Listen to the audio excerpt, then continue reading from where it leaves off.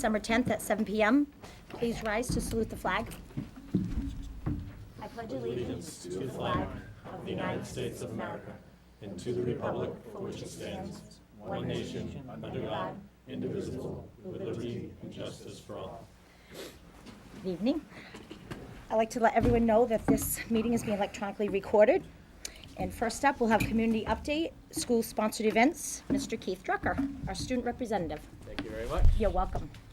Our school-sponsored events are as follows.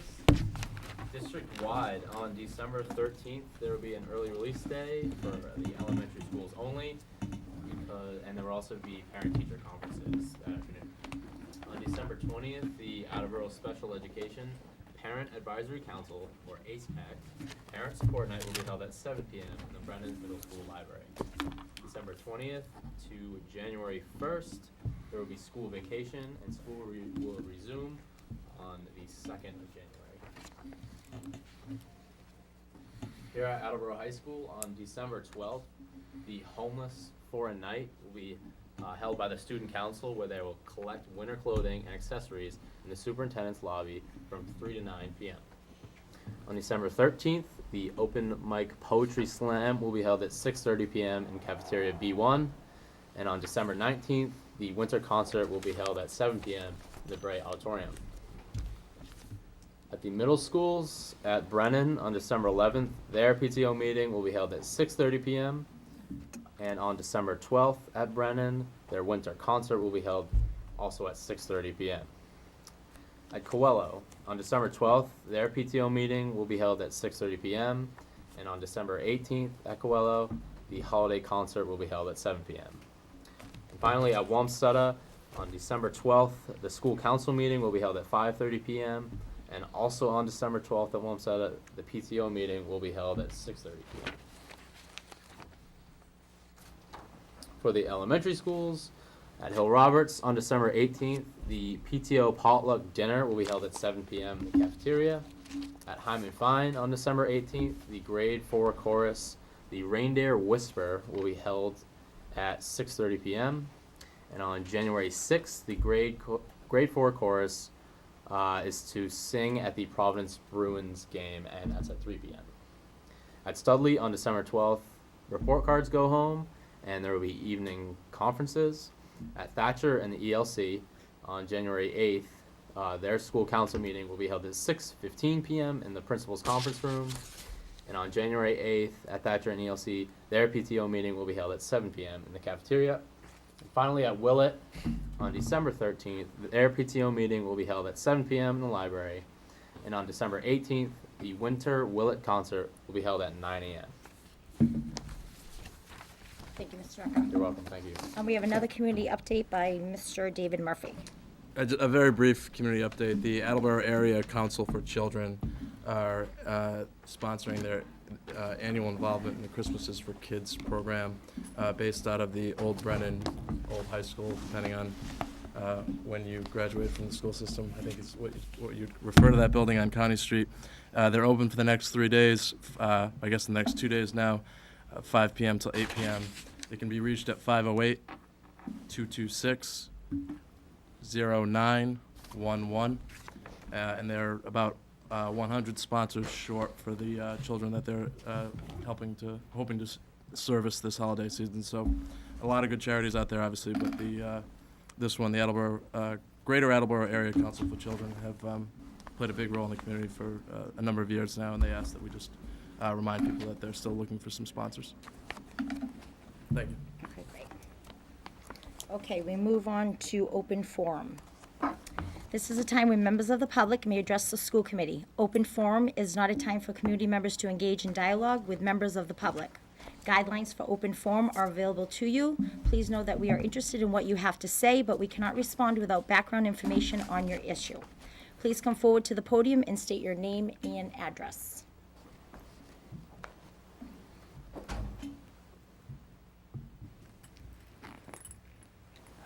So nobody for open forum. Oh, yes. Please come forward to the podium and state your name and address. Good evening, my name is Jennifer Crowder. My address is 19 Calvin Street. Let's see, I'm a parent in the Ward 4 district. In October, I had my son's IEP meeting. But a week after that, it was brought to my attention that there was lack of a speech therapist or adequate staffing at Willett for speech therapy. I contacted the principal who confirmed that this was so, and they were going to give compensatory services when they were finally able to hire somebody. I informed the principal that by law they had to bring in an outside provider, excuse me, got a cold. I then proceeded to contact Member Craw, who I informed her of what I was told, and she was going to reach out and find out what was going on.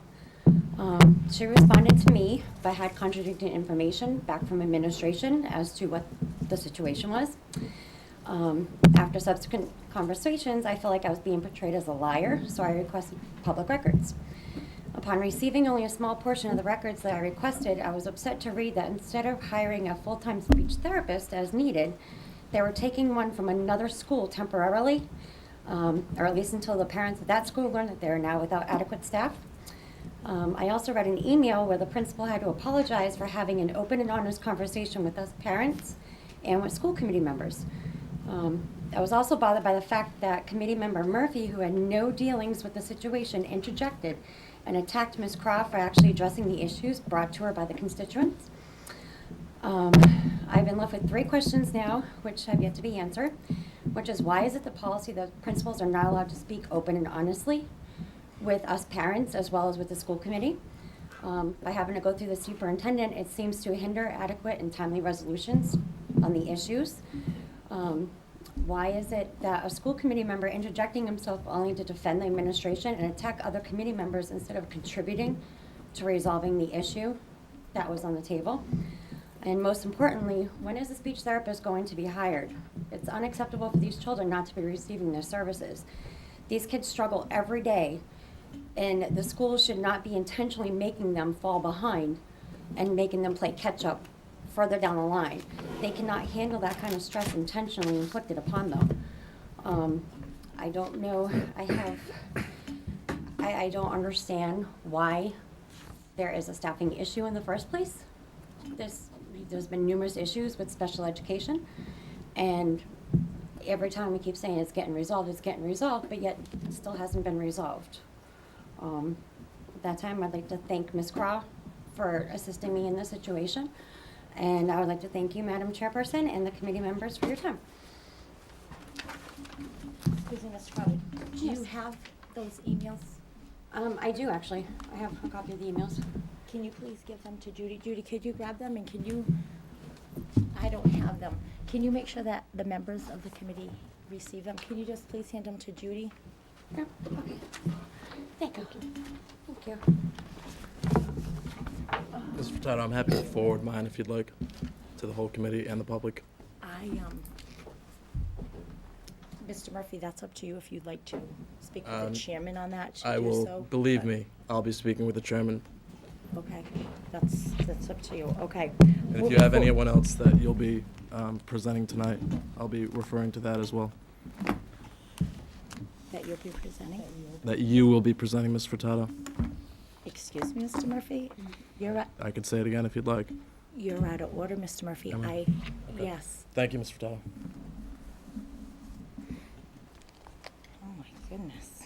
Okay, consent agenda here. Vote to accept a donation in the amount of $250 from the College Board to Attleboro High School Gifts Donation Line. So moved. Discussion? All in favor? Aye. Any opposed? Motion passes. Vote to accept the donation of $50 gift card from Walmart to Studley for educational needs. So moved. Discussion? All in favor? Aye. Any opposed? Vote to accept a check in the amount of $2,000 from the Feinstein Foundation to the Studley School. So moved. Discussion? All in favor? Aye. Opposed? Request field trip proposal.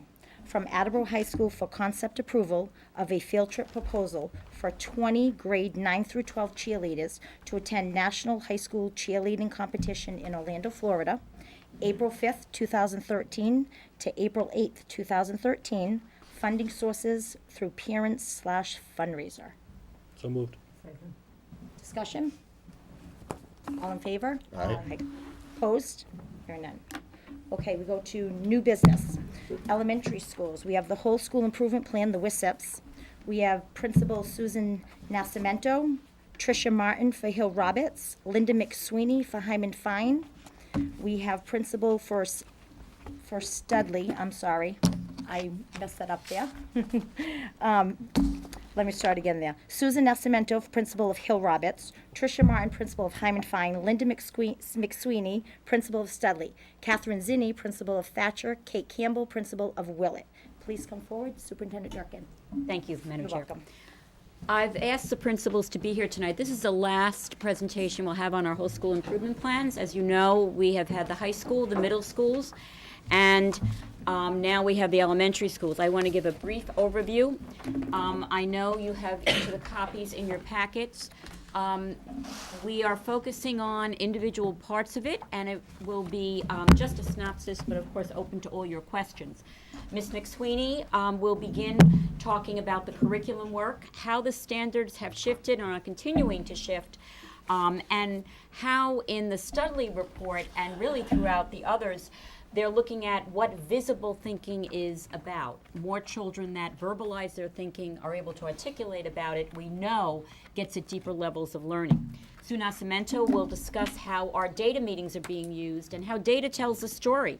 As we are developing our curriculum and looking at our goals, what are the adjustments that happen? How does that take place with our teachers in meetings that take place at the school level? Tricia Martin will go over some of the interventions, which is an outgrowth of what happens at our data meetings, as to what things need to change, whether it be the schedule, the operation of the school, at times giving children more. She can speak to specific things at Hyman Fine that have been changed to be able to provide stronger interventions in math.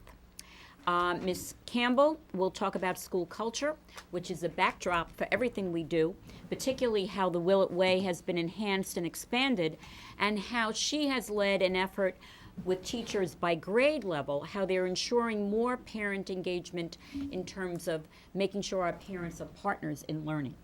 And last but not least, Ms. Zinni will end with what the professional culture of the building means, and particularly how teachers and staff are part of that.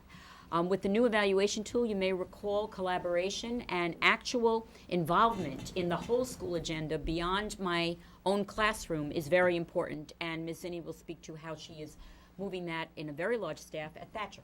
So with that, if I may, I'd like Ms. McSweeney to lead us off. Well, good evening, everyone. This evening, the elementary school principals are pleased to present our whole school improvement plan.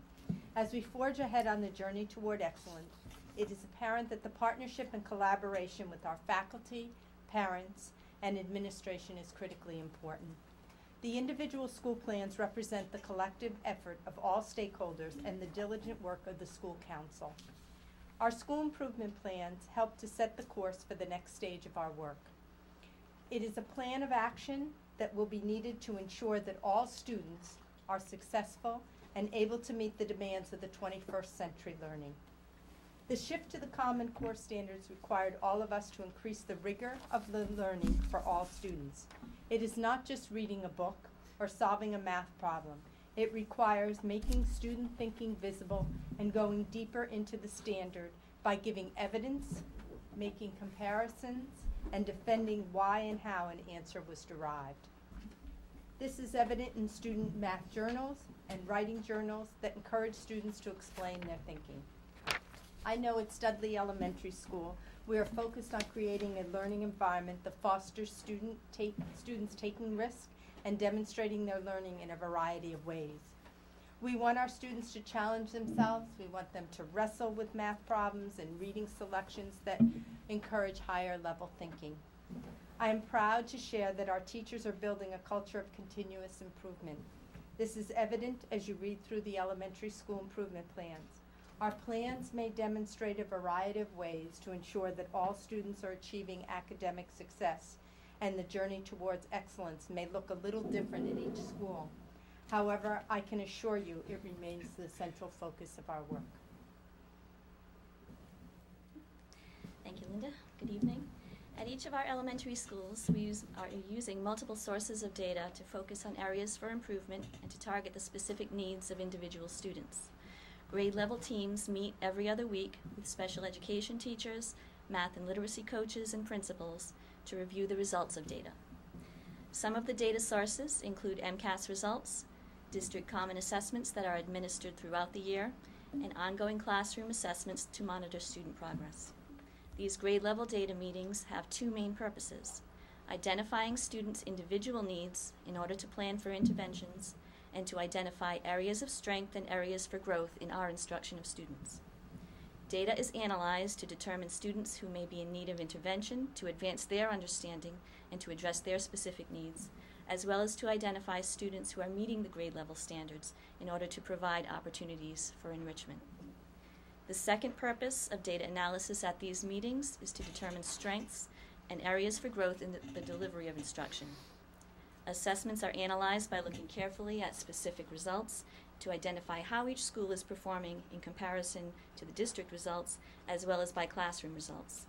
Teachers are encouraged to share what is working well in their classrooms and to be open to discussions with colleagues to help improve their practice.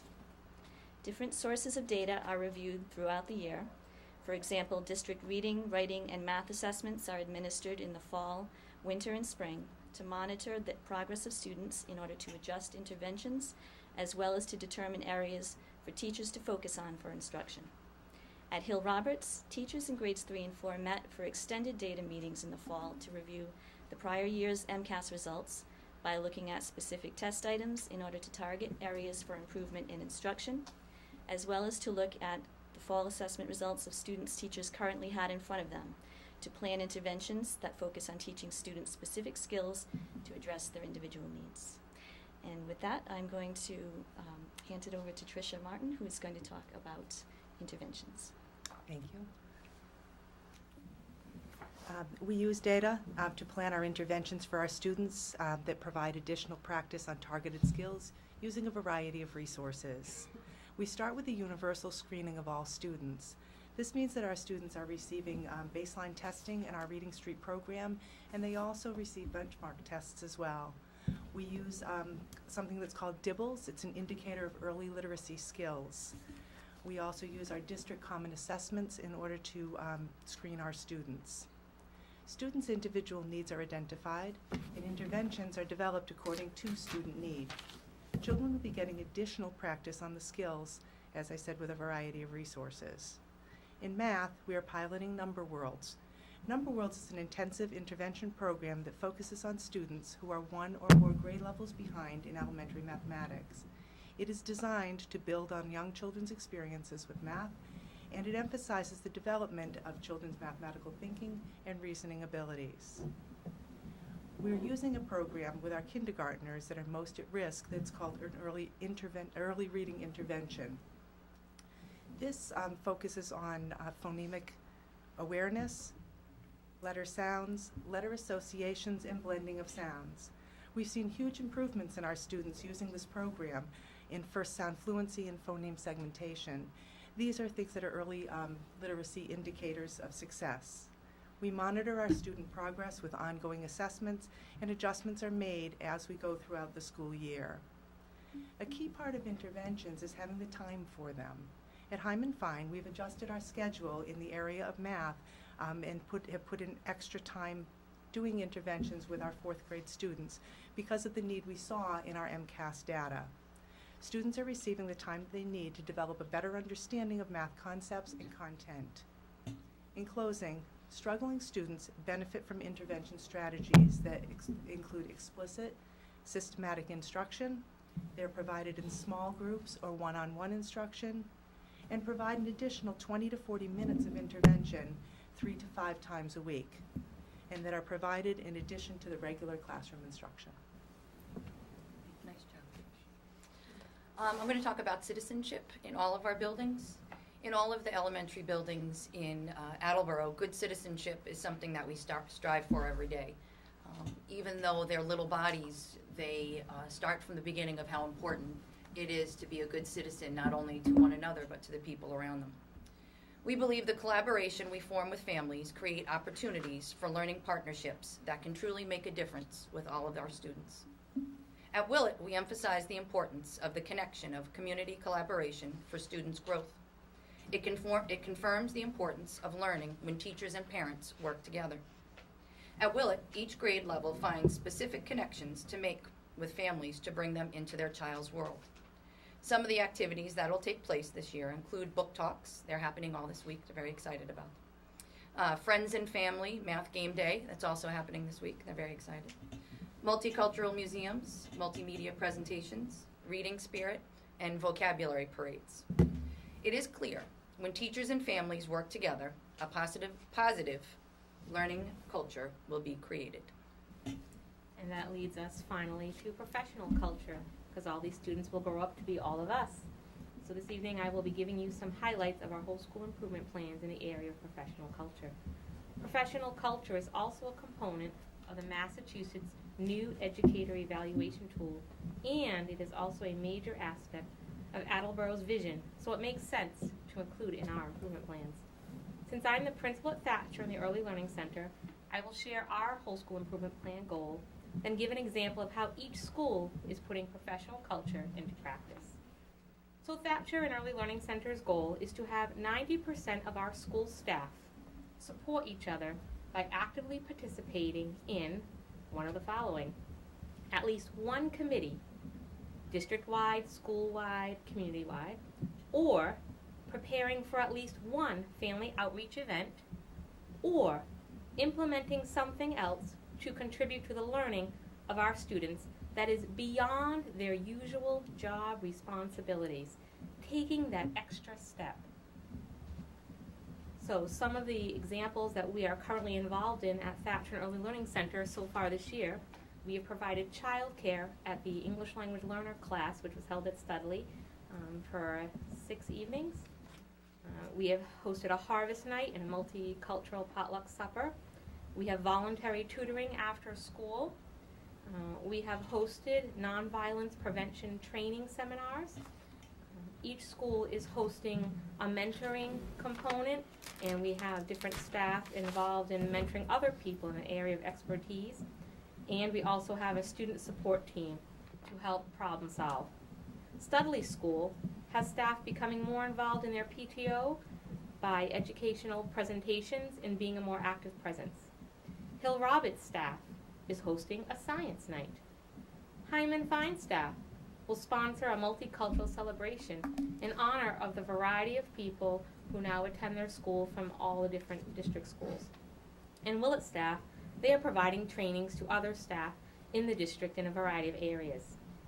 All the elementary schools are working on the same journey toward excellence, but we have varied pathways to achieve our goal of ensuring excellence for all students through constructive collaboration.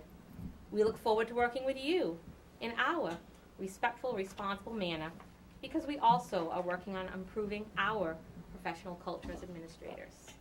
And that concludes our evening's presentation, unless you have questions or comments. Any other questions? Thank you for all your hard work. Please keep it up.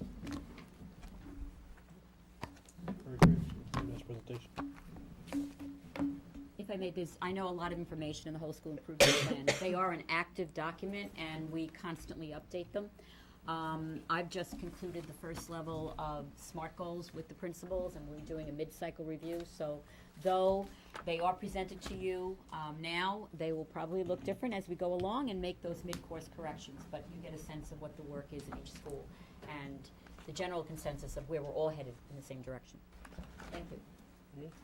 Thank you very much. Okay, we'll move on to personnel report. Mr. David Sawyer, our assistant superintendent. Thank you. I have 5 items on the personnel report this evening. We have 3 retirements. Laura Costa, grade 1 teacher at Willett, effective June 30th. Dee Shortell, grade 1 teacher at Thacher, effective June 30th. And Beatrice Teixeira, paraprofessionals at Hill Roberts, effective February 2nd. I also have 2 resignations. Jeannie Chu, visual arts teacher at the high school, effective January 14th. And Stephen Rose, visual arts teacher at Brennan, effective June 30th. That concludes my report. Thank you. Okay, we move on to committee reports. We have Finance, Facilities, and Procurement Subcommittee. We are going to the chairman, Mr. Perrin.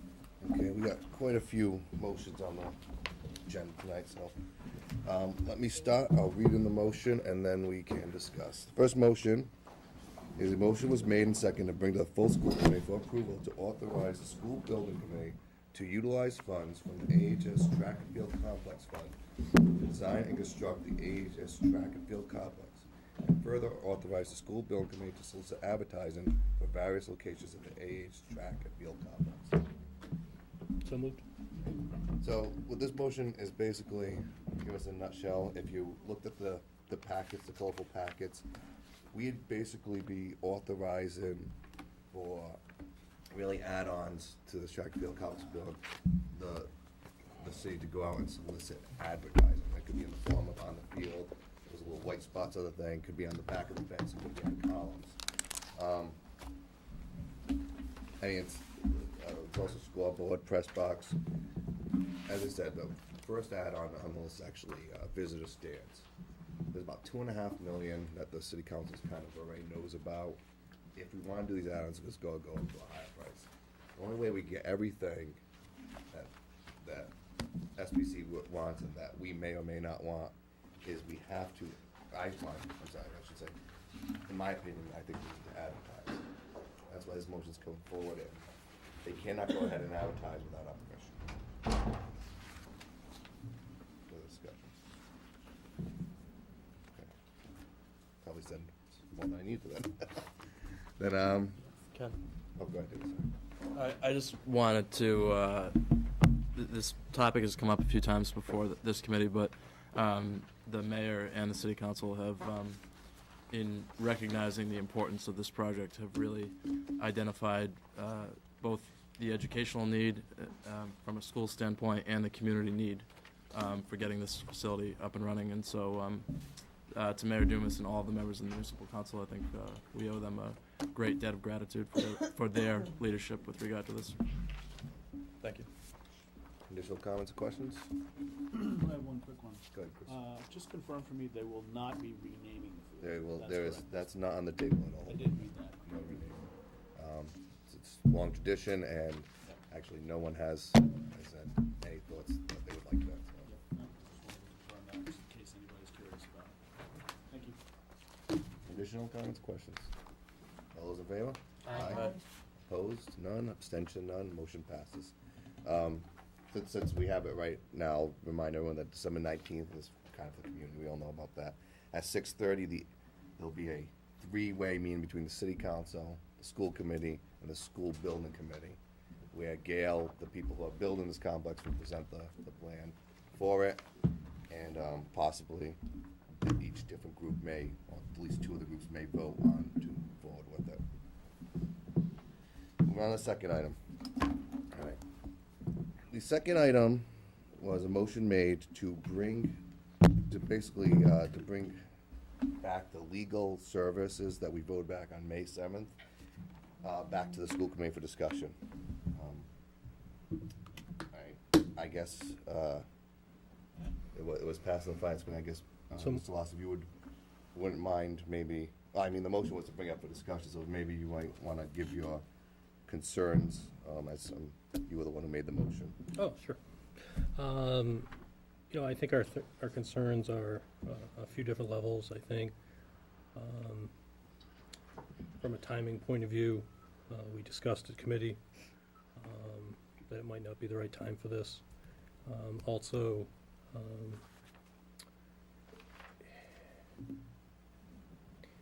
trying to recap some of the other thoughts, but I know there was a timing issue. There was also the opinion, I think, of some members that had changed since May 7th.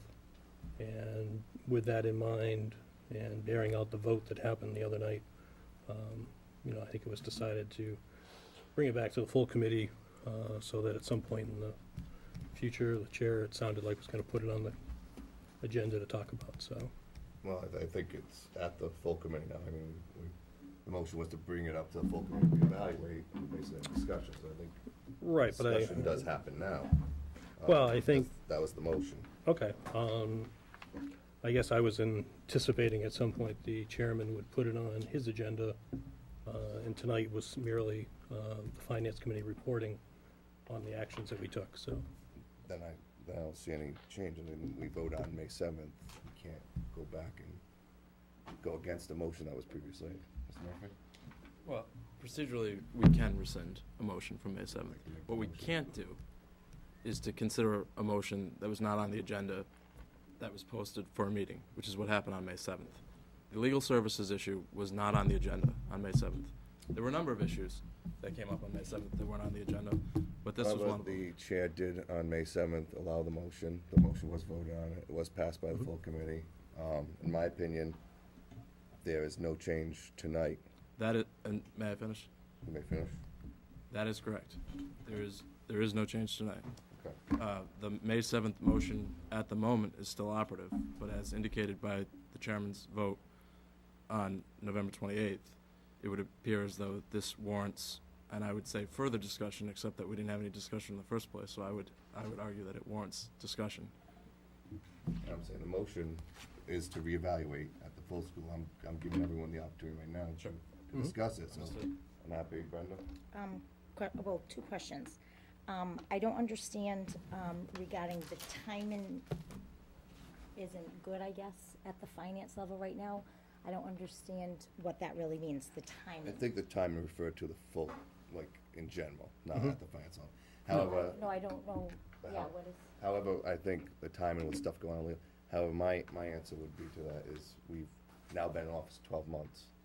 And can anyone pick a good time to, and I'll actually go quote something I hear often that you say, Mr. Murphy, at the focus groups, that when is a good time to leave the status quo? And do we just stick in status quo because it's easier? Or should we basically really go out there and see what is off? We may come back to the same decision we have now, but I think if we don't review and look at different options, we are just saying, stick with the status quo. Furthermore, I also have additional concerns that this vote was on May 7th. If we hold it up, what kind of precedent are we setting to the public? When the public watches us, says, school committee made a motion, this is what they're doing. Well, now we're setting a precedent. Does that mean they're gonna do it this week, next year, 2 years from now? If we don't act on our motions, and I feel that by holding up this any longer, we are setting a precedent that we can stall our motions, and the public really sees a lack of power on our part. What, Brenda? my other question was, I know I received information from you, I guess, regarding how to move forward with this by email. But my question, I guess, is to you is, has this motion been acted on since we did vote on it on May 7th? Well, I did actually talk to an attorney about it. Okay. Yes and no. I mean, we've talked about it. It's been discussed with the chairs, but it's discussed with Thomas. I put it on the agenda. Have we actually started interviewing? No. So in no way can we say that this motion cannot be rescinded because it's been acted on. Let's be clear on that. I mean, if someone wanted to make a motion to rescind, we could do that because it's never been, it's been talked about but never officially acted on. So that is Okay. just to put it forthright with everyone. Good. With regard to the quote that you just attributed to me, Mr. Barron, and I cannot for the life of me understand why a quasi-accurate quote would be attempted to be thrown in my face in this form, but It wasn't an attempt to evade. And I don't think You talk I- about status quo. no, Mr. Barron, Status I don't quo. think it's malicious by any means. No, it wasn't I don't. malicious. I know that, and I don't think that. By the way, with regard to you as an individual, Mr. Barron, I don't think you have any interest other than making sure that we're actively monitoring each contract that we have as a school district, and I think that's your job as the finance subcommittee chair, and I applaud you for it. With regard to this particular issue, though, an issue which, again, was not on the agenda on May 7th when it was brought up. It was brought up in the closing moments of a meeting when at least 4 members of the committee had no idea that it would be entertained. And that's the action that we're talking about. The timing issue is that there are a number of timing issues, and I'm not going to go through all of them right now because I don't think there's any need to, although I'd be happy to discuss that at a later date. We're 1 year out from contract negotiations with 6 bargaining units. We will engage in those contract negotiations with a new team of administrators, a new superintendent, a new assistant superintendent, a new business manager, a slew of new principals. To not have the institutional memory of the council that we currently have seems unwise, to say the least. That was one of the timing issues that was discussed. And there are a load of other substantive concerns that I would raise in the proper form. I don't think that this is the time to do it right now. And I don't think that's me accepting the status quo. However, do you think as a committee we're going to go and hire someone who cannot do the job? Of course we're going to look for an attorney that can do the job. Institutional memory is not always the best. We may need new blood. We may need someone who acts different. We may end up with the same decision, but we don't review it and we don't look at all the options out there. How do we know we have the best option? We cannot just stay with something because it's easier. And as far as time frame, again, I say that there's never going to be a good month. We always have something that, as you're correctly saying, we shouldn't really be discussing here. There's always something that the school committee's working on. I thought that was directed at me. May I respond? Or? I was agreeing with you on that. There's always going to be something that we shouldn't be talking about here, but yeah, I'll let you respond. Thank you. Again, I don't think that there's any need tonight to discuss the substantive concerns of the members who were not informed that this motion was going to be brought on May 7th. I would be more than happy to discuss those at a later time. And as Mr. Larson and I both said on May 7th, when this surprise motion was raised, we're not per se opposed to considering this, but the particular circumstances under which we find ourselves make this an inopportune time. And again, I would be happy to recite the long list of substantive reasons why at a later time. Thank you. First, if the motion was made on May 7th and there was a problem with the motion, it should have been brought forward at that time in a timely manner. So now that we're waiting all these months and all of a sudden now it's a problem. The second thing is yes, Mr. Parent, we're always going to have grievances. We're always going to have situations. We're always going to have something going on, whether it's negotiations or anything. So you're right, there's no good time to do it. This third thing is that if this governing body votes on a motion that is referred back to a subcommittee level, and the subcommittee at this time happens to be the finance subcommittee, and it's just not a timely opportunity to act on something, well, I'm sorry, that subcommittee has a job to do, and they need to act on the motions that are put forward to them. If not, it should be brought back to the full committee ASAP to say, we don't have time. And it really surprises me that we could say we don't have time. We make the time, that is our job. Sometimes we may have 40 hours of work, sometimes we may have 1 hour work. So for it to come back and say it's a time issue, maybe it's just not the opportune time, we have a lot of things going on. Well, we all have a lot of things going on, but when something's brought forward to a subcommittee at that level, from the full committee, it needs to be acted on. And it's up to you, Mr. Chair, as you delegate to the finance subcommittee and as you have your meetings, is who's going to grab the ball and run with it. And that's what needs to happen. Just because no one wants to grab the ball and work on it doesn't mean it comes back to the full committee for reconsideration to say, well, you know what, let's just not do it.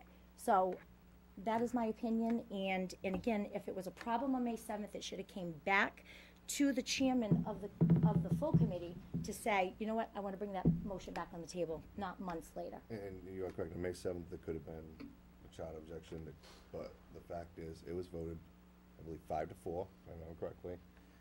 And I think I've been more than willing to wait. I put this on 5 months, but I will not, I cannot in good faith not act on a motion that was voted by a full school committee. Whether I support it or not, we must act. Do you understand, Reverend? Mr. Barron, I do appreciate that, and I don't frankly know the specifics as to why it wasn't dealt with up until November 28th. But on November 28th, with the chairman acting in his ex officio capacity, it was moved out of the finance subcommittee. So I don't think it would be accurate to say that the finance subcommittee did not act on it. The finance subcommittee did act on it, and they voted 2-1 to push this back for reevaluation, not reconsideration, but reevaluation by the full committee. With regard to the timing, again, it's not about not having enough time in the day. We could find the time in the day. We could find the time in the day to do a lot of things. It's about this time in our term, this time in the history of the Attleboro School Committee, this time in the history of the Attleboro School District. That's the timing concern, not we can't find 30 minutes to post an advertisement. So I think maybe there was some confusion over that part of it. I just wanted to clarify. Well, let me just read a line from Mr. Lennox, our attorney, regarding this very motion. He says, "It appears to me that the intent of the November 28th vote was for the school committee to have further discussion about this matter, but any action to rescind the May 7th vote would require a separate motion." So we're not talking about rescinding. I don't think anyone said that. But only thing it says is to have further discussion. And my direct question was to him, does this in any way do anything to the May 7th vote? I mean, May 7th vote. And may I respond? You may. I agree with that legal conclusion, although to be perfectly honest, I've never heard of asking a attorney for advice on how to fire him, but that professional sort of. However, he is our legal, and I expect him to And be. it sounds like act he on handled it in a professional manner. And he should be, and I would expect But- Mr. Lennox to act in a professional But manner. may I? We're not firing him, though, and that's not Well- how it is. And I understand the awkwardness, I made that clear. to Okay, him. all I was saying is from a professional standpoint, I'd never heard of it. I'm not casting judgment upon it, I haven't, as an attorney and a school committee member, I've never heard it, but, of it. Beyond that point, I agree, the May 7th motion is still in force at this time, because no one has raised the issue of rescinding it.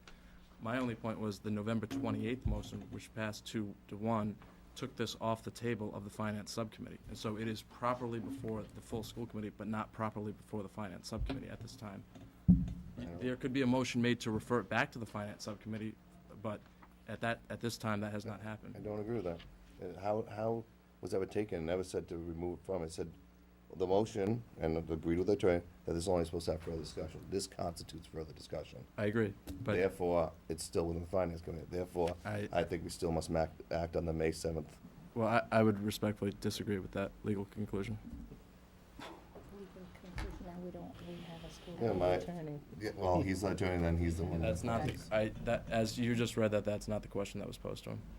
The May 28th for school committee is only to have further discussion about this matter. And That's all. the question is this properly before the finance subcommittee, given the November 28th vote? And the answer is no. Uh, How do we know that? Yeah, how do you know that? I was at the meeting. No.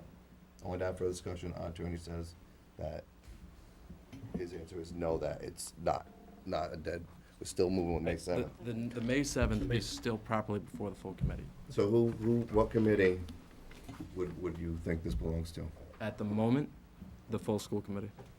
The issue is properly before the full school Okay. committee. Then in my job as finance committee, since I assume we'll go there, I'm gonna still continue doing the research. We'll still present it. I don't see anything wrong. As the chair has instructed me in the past, I'm able to talk anything about anything I want at the finance meeting. I'll bring anything. So I would still like to continue researching this. No motion will come out of the finance committee in regards to this until we have properly determined, until the chair has properly determined what committee this belongs to. However, we will continue looking into this, because as everyone agrees, the May 7th motion is an effective motion. This will have to happen one day. And, I mean, if we want to continue discussing this, I mean, I don't think anything's going to change from this discussion. I'm going to continue to look at it. We cannot do anything, I will not make a motion in finance. However, I think next time the chair has to say, are we going to keep this full committee?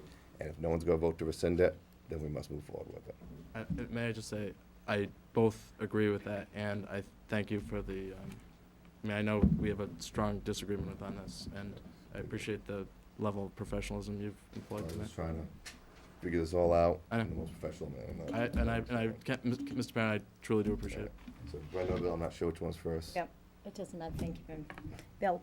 The other thing too is that, this motion has been acted on. With the information that you've sent out, and I know that there, with, talks with the chairman, that was asked respectfully to hold back on it due to the fact of an issue that we had going forward. So it was being presented, but it was asked by the chairman just to hold back a little bit, and then once that issue or that, situation got resolved, Mr. Parent, you proceeded forward in the finance level. Yeah, however, if I'm gonna go with the attorney on one point, I have to go with the attorney on other points. I asked him that direct question. I said, I've spoken to the chair. I've spoken Right. to the business manager. I put it on the agenda originally in September, again, and he said, no, that constitute acting on the motion.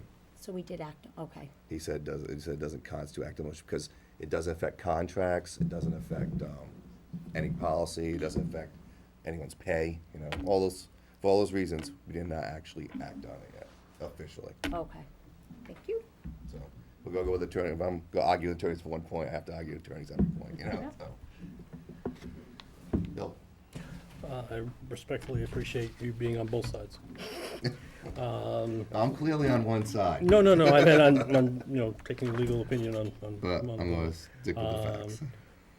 I think as far if anyone's looking as to where is the May 7th vote, the May 7th vote, in the opinion, what our intent was at the Finance Committee was that the May 7th vote would stay at the full committee, and that further discussion at the full committee level would occur at some time when the chairman chose to put it on the agenda, so. It was not intended to have the motion of May 7th go away, because the Finance Subcommittee doesn't have that power. No. They don't have the No, power to May make a motion of the 7th, full and then committee it go would- away, so. It was naturally assigned to the It's finance just- committee. So I mean, we can keep on talking about this, but I think the best way to act on this would be, I'll still continue to discuss it in the finance committee until the chair has directed, until we as a committee direct me otherwise. I cannot bring a motion forward from finance. And that's, I don't think, go ahead, Bill. With regard, you can do obviously investigating work, whatever you'd like to. I'm not sure where we've actually voted to send it back to the full committee that we can discuss it at finance, Well, so. that's what I say, that from the direction of the chair, that if I choose to research something per the direction of the chair at the finance committee. Oh, it's placed on the agenda. you certainly have the right to And I would like to. investigate whatever you'd like. I guess what I'm saying is, I think with the vote that we took, we've taken it off the finance committee's responsibility at this point. I mean, that doesn't stop you from doing Well, anything that you'd like to do individually, but I I'm guess not my point sure. is, if next meeting we say, okay, we have to go along with this, and it goes back to finance committee, why miss another month of research? Why miss another month of discussion? We have to. I guess my only concern is procedurally, I wouldn't want to violate a procedure. If there's something that we're discussing that's not before us, I wouldn't want to see us get ourselves in trouble. Well, I mean, if So anyone could come up with a procedure that I'd be violating, I'll be happy to remove it from my agenda, but I don't think it's gonna happen, to be honest with you. Additional discussion? All right, so, I don't think anything happens here like this. No. So let's move on. All right. So, Mr. Parent, I just want to be clear. So this is going back to the finance subcommittee, and you. It sounds to me it's in limbo. If I will choose to continue discussing it at the Okay. finance committee until directed by the proper authority, either be a full school committee or Mike, or when Mike does his research, if it should have to be voted on the full committee, or if it should be pushed back down the finance committee. Okay, No motion will come out of finance committee until I have proper direction. okay. And a recommendation is maybe you should speak with Ed Lennox about this whole situation, and maybe another email or phone call to him might be necessary. That's Yes, just my I- recommendation. Agreed. Okay. Or you'll do what's best. All right, a motion was, going on, a motion was made and seconded, recommended to the full committee, the approval of transfer of funds from line number A22-10570-551010 to line number A24-30090-551010 for $3,000. Mr. Rose, since we don't have the back of this packet, unless people want the finance packet, could you just remind us what those two accounts are? Yes, yes, Mr. Parent. The answer to your question is, within the ELL area, the area where we need funds is in the curriculum materials area, or the supplies area. Specifically, it's the ELL supplies is the account where we need money. The account where we'd like to take the money from is the copy center account. The reason why we need money in the supplies account is because there are additional requirements for us to provide materials and testing materials and such. And quite frankly, Sonia didn't have the funds within her particular ELL supplies account line. The reason why I'd like to borrow money from the copy center area is because the copy center area is one of the areas where we're flush last fiscal year. And I'd much rather remove money from the copy center area as compared to going to another school. The reason why it's before the finance committee and then now to the school committee is because we're taking money from different cost centers. And I need the finance committee and the school committee to approve that transfer. I don't Thank think you. it's- So moved. Yeah, seconded. Any questions, discussion? All those in favor? Aye. Aye. None opposed, none abstained, motion passes. Next motion is a motion recommended to the full school committee, the approval of the lease with Acuity for web filtering for a term of 5 years in the amount of $15,251.84. So moved. Now, Tom, I know Yes. Jonathan Plord did a lot of legwork on this. Could you tell us the reason would be why we're going 5 years versus 3? Yes. And how he came about that this would be the best? Absolutely. First of all, the first answer to your question, the reason we're going 5 years, not 3, is because with 5 years, it translates to approximately $15,500 bill, which we can definitely absorb, which we have money for in the account. Jonathan's done a heck of a job in trying to minimize our expense on a year-to-year basis. And that's the reason why, in this particular case, the Acuity and the leasing company is more than willing to give us 5 years, because naturally we have good credit. So the reason we want to go 5 years is because we want to lower our annual expense. As far as the equipment itself, it's web filtering. Specifically, we want to make sure that we don't allow students to get into places on the internet where we don't want them to be. And the reason why it's going to the finance committee and then to the school committee, and if the school committee approves, so we're going to go to the city council, is because it is a lease. And because it's a lease, it has to go eventually to the city council if we go through the appropriate approval process on the school side. Good, Mark. As a member of finance, there's nothing in this packet to the other committee members to show them what this lease is about. I do agree with it, but there's no backup information here. How can they make a decision on this? There's nothing in our packet regarding this lease. Well, at the finance committee meeting from November 28th, when we had the discussion, Right, the material was included there. but not to the full committee. That's a problem. The finance, am I correct? The finance packets are sent to the entire committee? Well, I'm sorry, then I'm no, mistaken. you are correct. But however, I did actually ask for all the backup to be included. They should be at every meeting, Okay. not to We go don't back need to through recopy piles the of finance paperwork. one, but when we're doing a motion based on a one-page document, I think those should always be attached. to Okay, the I just want, if I may, So going forward, I think okay, that. so if there's a motion, you want that I want material that backup. reduplicated? Yeah. Okay. So But no But- more confusion, I'm just gonna say, if there's a motion, let's Okay. reduplicate that material. That's different than what we've done, but if I may, all the material to subcommittees is given to the full committee. So the material, if I may, was in the packet. I know it's not here now, but it was. So I do want to take exception that the material was not available at that meeting. But So I did actually request I understand. No, I for all understand. that to be in there for this meeting, so. Well, we'll try to correct that. So Thank going you. forward, Yeah. we'll just make that general rule for finance. Just, all right. Thank you. I know it's a Well- waste of paper, but I think it's just helpful for Necessity. people, yeah, it's a necessity. All right, so any additional discussion on this one? All those in favor? Aye. None opposed, no abstentions, motion passes. Next one is a motion to the full school committee for the approval for a second time, the lease of Rico copy of the icon. And Tom, correct me if I'm wrong, the reason we're doing this is because the first motion talked about crossing years, but the reason that we actually have to do it was the city council, the mayor, they want us to just make it clear, it's because of the lease, that's why we're going there. Yes. It's really just delete some words. Yes, Mr. Parent, and to add on to what you've just said, I want to make darn sure that the Finance Committee and the School Committee are well aware of the fact that going forward, any lease that's going to go through the School Committee also will go through the City Council for their approval. Any lease of equipment, services, whatever the case might be. It doesn't matter whether it crosses fiscal years. If it's a lease, it has to go through everyone.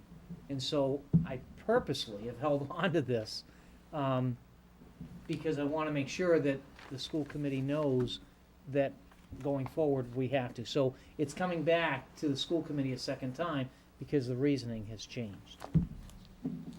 Okay. Discussion. All in favor? Aye. Aye. None opposed, none abstained, motion passes. All right. Tricky one to read, but. Motion to recommend to the full school committee for approval. The school committee hereby authorizes and approves expenditures of funds from gifts and grants that have been received by the school department for educational purposes. The expenditures so authorized must be for purposes consistent with terms of the gift or grant. For so-called entitlement grants, this authorization will extend until revoked by the school committee. For so-called competitive grants, the authorization will need to be renewed annually. So moved. Thank you. Well, I'll say that this is a yearly motion. It in no way violates any of our policies, and we will still be made aware of any significant funding opportunities. They'll all be presented to the school committee, and they'll let us know if we're declined or communicate if we're approved. Additional discussion. Tom, anything you want to add? No, Gaps, Mr. Parent, you did a beautiful job. Okay, all those in favor? Aye. None opposed, no abstentions, motion passes. Final motion. Okay, this one's easy. Motion was made to recommend to the full school committee for the approval of the disposition of playground equipment at Finberg and Hyman Fine deemed unused, unsaved, or unwanted. So moved. The reason we use that language is to pretty much give Mr. Parente, Mr. Parente, the chance to remove beat-up equipment without having to come to us every time he wants to remove a piece of equipment. And it's really just old equipment that needs to be removed. And by him doing it, it's going to be very little cost to the district, right? That is correct, Mr. Parent, yes. Any discussion? All right, all those in favor? Aye. None opposed, none abstained, motion passes. We got 3 warrants to read. First one dated November 21st, 2012, in the amount of $99,207.23, of which appropriations make up $86,453.56, total special funds of $7,500, federal state grants of $94.94, revolving funds of $5,158.73. Second one dated November 28th, 2012, amount of $169,561.86, of which appropriations make up $140,567.74. Special funds of $189.96, federal and state grants of $10,459.99, revolving funds $18,344.17. Final one dated December 5th, 2012, amount of $712,817.61. Total encumbrances of $482,845.23. Special funds of $587.37. Federal state grants $8,255.75. Revolving funds of $221,129.26. So I think that covers everything with finance. I said we talk about going forward, how I'd like motion presented when it comes to a full committee. And that's all I have besides telling you when the next meeting is. That'll be tomorrow night, December 11th at 7 o'clock. That, Mrs. Chair. Great, thank you, Mr. Perrin. Now we move on to Curriculum and Instruction Subcommittee, Mr. O'Neill. Thank you, Madam Chairman. The Curriculum and Instruction Subcommittee met last week. We heard presentations on the HR pilot project and also on the Accelerated Reader program. Sort of the long and short of the HR pilot project is that better teachers, all the research shows, equate to smarter students. Everywhere we go, everything comes down to better teachers. The HR pilot project provides for a number of different management tools, leadership programs, in a number of different human resource, what are referred to as levers. There are 10 levers, 3 of them are controlled by the state, so they're sort of out of our control. The other 7 are within our system and are within our control. And it all comes down to using our human resources to make better teachers. Most of this is done through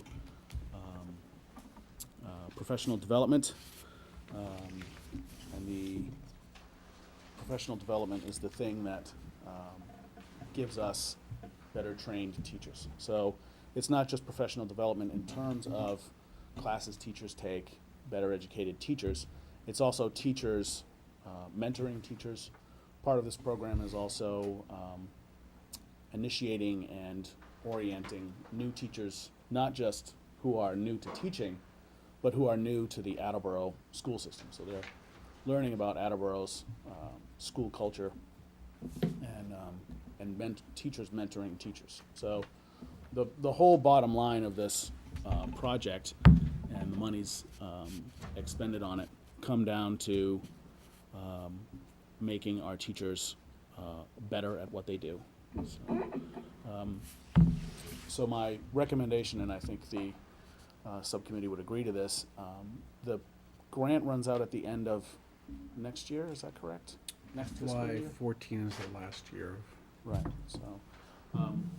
so although some of us may or may not be here when that happens, it's something that we're all gonna have to, the school committee of Attleboro is gonna have to look at.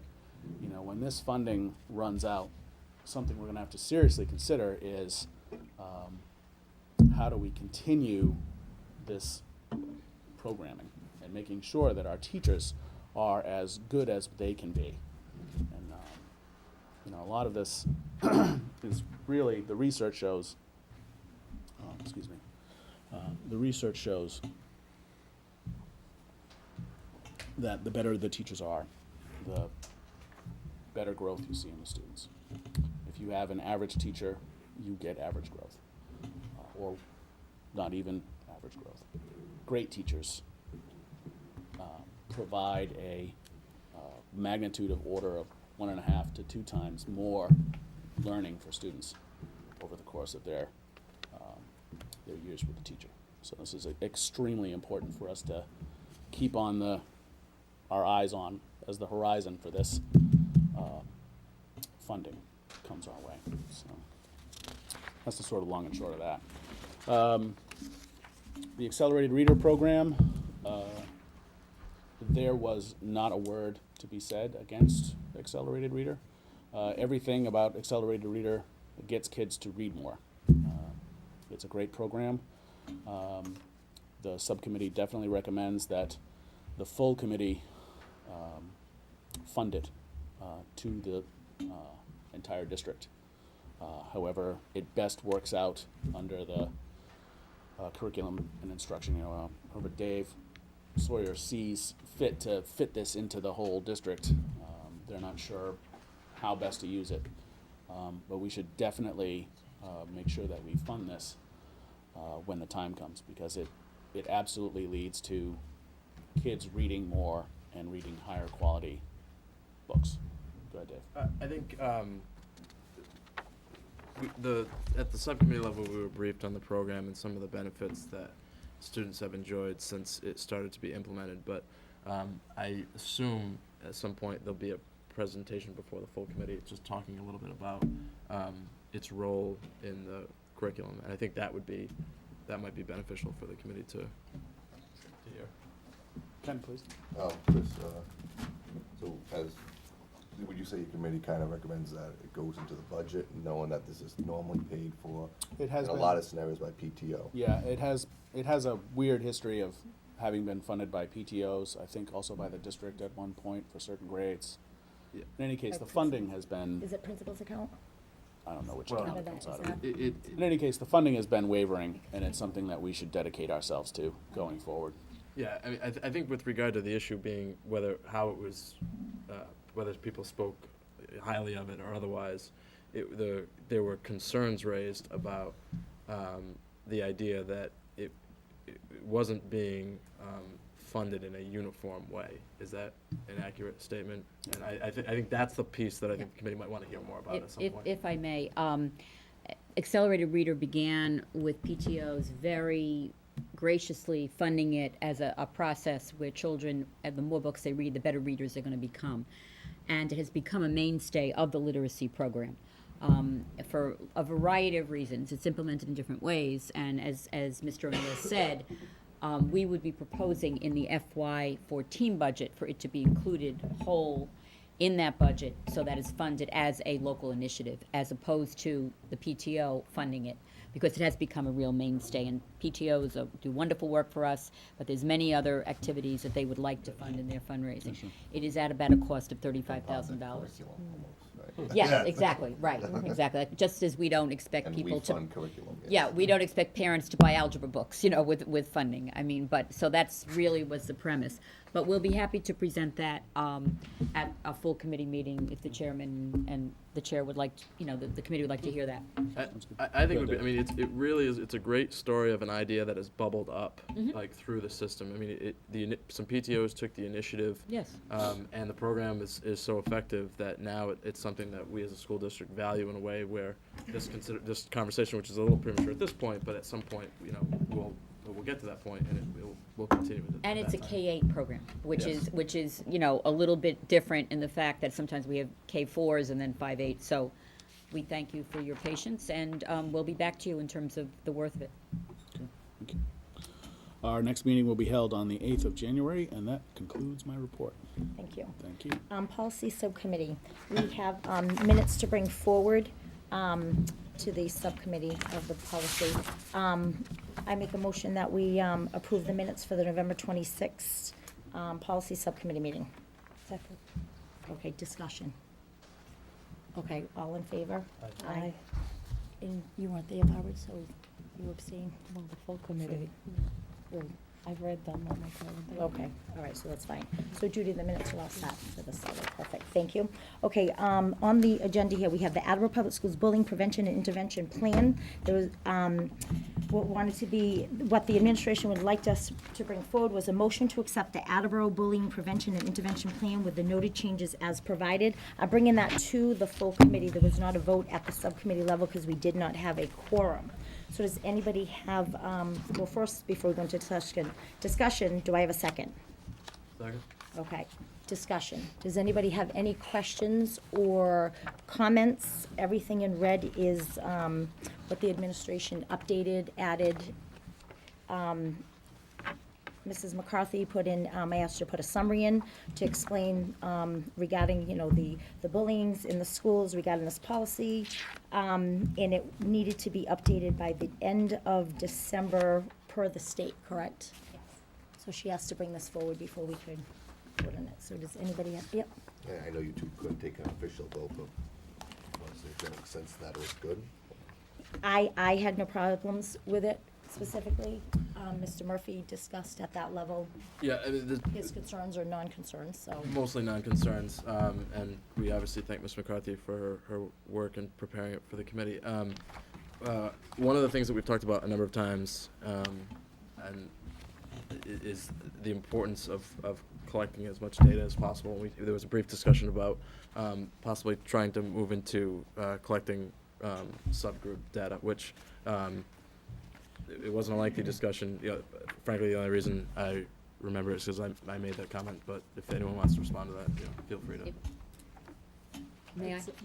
We have begun doing that, and Ms. Roy, our data accountability person with Ms. McCarthy, has a new form in place. We're trying to grapple with it because it's not it looks like a lot of data switched together, but we are taking that under advisement and making sure by gender, by race and also by special ed status. So we're just in the process of fine tuning how we collect that data so that it looks more user friendly and that we could capture from it. So Yeah, I mean, you don't need us to tell you, obviously, how important Yes. these programs are, so thank you for all the work. And the other suggestion was the superintendent would like to get it on the website. She said probably in about a week, once it's approved, that we can get it Yes. up. Once it's approved Right. to you, by you. For the public, they'll see it, and then when we come back after 2 weeks, it's tabled 2 weeks, and then if we don't hear any, comments or anything from the public, we'll be all set. So, any other discussion? Ken, you all set? Good. All right, so all in favor? Aye. Any opposed? Any abstentions? None. So there you go, Ms. McCarthy. Our next meeting, yep, you're welcome. Next meeting will be held on January 14th, 2013, at 7 PM in this room. And now we'll move to superintendent search update.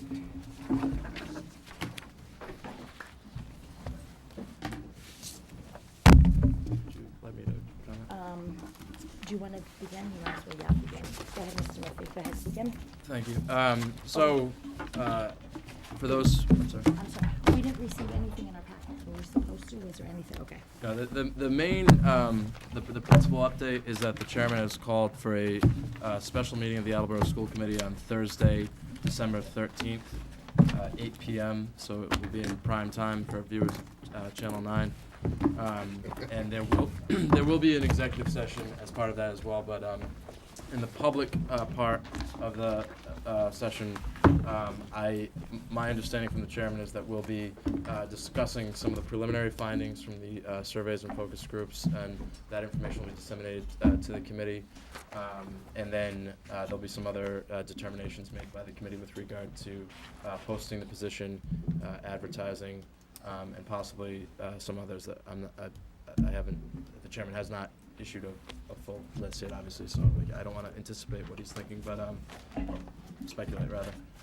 But the main chunk of the update is there'll be a meeting on this Thursday night, 8 PM. Any other discussion?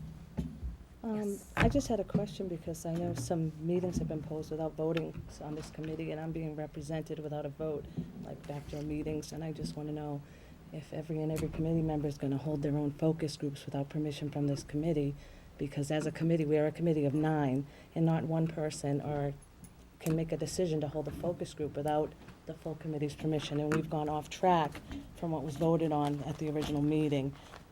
So are there any other meetings, scheduled focus groups that this whole committee should be aware of that we need to additionally vote on? I'm assuming that question is directed at me. To anyone, if anyone's aware of anything. I'm happy to that answer they- it. Well, right, one, not that I know of. I think that our last focus groups was completed, but we did have some that actually were not, I guess, privy to the full committee. So do you want to speak on that, or is that, Ms. Furtado, that's inaccurate. okay? Would you like me to respond to Ms. Crow's comments? Yes, go ahead, Mr. Murphy. On September 24th, the school committee approved by a 6-0 vote a superintendent search process. That search process, which all committee members were provided prior to the meeting on September 24th, and which is posted on the school committee website. Right. On slide 11, there is a list, a non-exhaustive list of groups that we anticipated holding focus groups for. That list, Right. which again was non-exhaustive, included families and staff of each school building and various constituencies and miscellaneous staff. At the time that that information was presented by Mr. Parent and myself, I said that if anyone watching would like us to convene a discussion so that we can hear your thoughts, that we'd be happy to do so, because the committee was not approving a specific list of focus groups to the exclusion of any other groups. However, I also said at the time that because the non-exhaustive list of possible groups included miscellaneous staff and general public, that I did not anticipate too many calls for people asking for additional focus groups. There was one call, which I assume you're referring to, the Early Childhood Center, or of the Council, thank you, of Attleboro, contacted me and asked me if I would attend their meeting. I did inform the chairman that I would honor that request, as I informed the public I would when the presentation was made on September 24th. Mr. Parent and Mrs. Zito were in attendance at that meeting as, I believe, community representatives to that council. And as I believe they would attest, or I'm not putting words in their mouth, when I attended the meeting, said to them that as this is just one item on your agenda, I don't want to be presumptuous and take up the full hour and conduct a full focus group. However, the group said to me, and I believe I'm quoting, although I wasn't taking a transcript, that they can have other meetings. This is important. We'd like you to go through each question. And so I, again, honored the request and went through each question. With regard to backdoor meetings, again, the list that was approved on September 24th included miscellaneous staff, general public, and was not a specific list. Now, there were public meetings that we as a committee announced at a later date, I believe October 8th, but I could be wrong. Now, those meetings, the reason we announced them was because they were open to the public, and we wanted to encourage the public to go. And by the way, I think we're all grateful to the hundreds of individuals in the community who did participate and did come to those. Now, in addition to those, as contemplated by the process that was approved on September 24th, there were a number of staff groups which were not open to the public, that the chairman did designate me to go hear their thoughts and take their discussion. To the best of my knowledge, no other members contacted the chairman and requested the opportunity to sit in on those meetings, although some members I know did, and they were great discussions, and frankly I found it to be a very positive and reaffirming experience to have the opportunity to meet with so many people. Was that with the negotiating? Is that what you're talking about? With the As negotiating contemplated committee? by the approved process on September 24th, the bargaining units each had the opportunity to send representatives from their board Right. To the staff focus group? Is that what you were talking about? to the miscellaneous staff focus group. Okay. So I believe paraprofessionals were listed specifically too, but Oh. if I could finish. Well, I'm sorry, but where are the miscellaneous focus groups? Because I know Not looking at the approved search process. I never saw miscellaneous. I could show it to you if you like. Yeah, please, that would be Happy to good if do you it. have it. That would be wonderful, because I don't have that with me. And if you're watching at home, I would encourage you to go to the school committee website and you look at slide 11 of the school committee approved search process and see miscellaneous staff. Yes, where, can I see that? Please, thank you, thank you, thank you. I wouldn't be showing it to you if it wasn't there. I like to see things I know you do. myself. And so, again, on Thursday night, all committee members will receive in draft form a report out of Oh, each right here, group. right here, right here. Did you find it? I did right Good. here. Support and And miscellaneous committee members will have the opportunity to peruse those documents at their leisure Oh, it's a in the run-up to the drafting of the comprehensive assessment. So where I would take exception is the idea that there would be some sort of backdoor or secret focus groups. The focus groups are so that the school committee can obtain information from the public about the community's priorities in the superintendent search process. It would do no individual any good to keep that information to himself or herself. I totally agree. I think this is great. Excuse me. And Yeah, the sorry. last thing I would say, Oh. this process has been going on now for 6 weeks. You can keep it if you like, Oh, good. I probably have one somewhere. somewhere. It's at This home right now. process has been going down for 6 weeks. This is the first negative statement about the focus groups that I have heard, and perhaps others have heard some, I don't know. But it's the first time someone has construed some sort of negativity from this process. You don't know all the information, excuse me, and when you focus on we, I'm hearing we, yes, miscellaneous, we were not informed. Maybe other committee members would like to have attended those meetings, but again, you're not aware, there is no we involved here. We were unaware of this until after that. Mr. Craw, I That, don't, excuse me, I let you have your say, Mr. Murphy, so I don't appreciate we, and to say miscellaneous, when you add on a focus group, the full committee, you keep bringing that up, has the opportunity to attend these focus groups, but we're not aware of it, and we don't have that information, so I did not say Mr. Murphy this, I'm just saying, it's like backdoor meetings and groups, because the full After the committee does not have the information to attend the meetings until after the fact. So my question was to anyone, seeing that we can be any individual themselves to hold their own focus group, does anyone have a focus group planned? Because I think the whole committee should know so that we could be in attendance, we. And I think, you're right. And that was my, not any one individual. Right. And again, because this is a full committee, we need to all be included on this process. And I'm feeling that I cannot present this to my constituents if I do not know what's going on.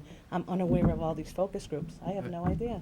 Right, and If that's directed to me, I'd like the opportunity to No, respond. it's not to you, I'm saying. no, the she's stating, No, Mr. Murphy, please, let's not pull this out any further than it needs to be.